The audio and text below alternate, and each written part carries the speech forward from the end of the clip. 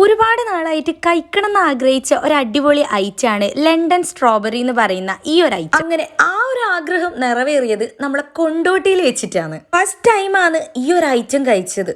എൻ്റെ മോനെ അടിപൊളിയേനു. പിന്നെ നമ്മൾ നോക്കുമ്പോൾ അവിടെ ഒരുപാട് പേര് ഇരുന്നിട്ട് ഒരു ഐറ്റം കഴിക്കുന്നുണ്ടായത് വേറൊന്നുമല്ല, നമ്മൾ ഈ പാനിപ്പൂരി.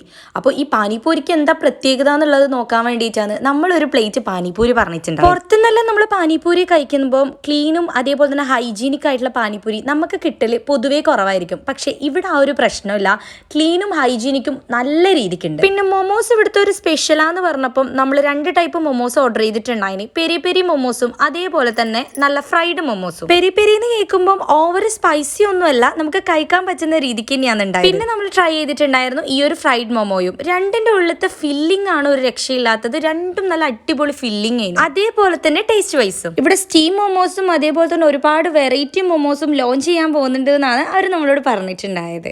നിങ്ങൾ വിസിറ്റ് ചെയ്യുന്നുണ്ടെങ്കിൽ മസ്റ്റ് ട്രൈ ആയിട്ടാണ് ഇത് ഈ കറങ്ങുന്ന ഈ ഒരു ചോക്ലേറ്റിൻ്റെ സാധനം എന്ന് പറയുന്നത്.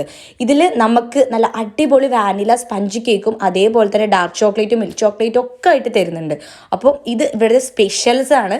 ഇവിടെ ഒരുപാട് നല്ല വെറൈറ്റി ഫുഡ്സ് ഉണ്ട്. അപ്പോൾ സ്പോട്ട് എവിടെ വരുന്നതെന്ന് വെച്ചാൽ കൊണ്ടോട്ടി 4P മാർട്ടിൻ്റെ നേരെ അടുത്ത് ഫ്രൈസ് മൊമോയിറ്റ്.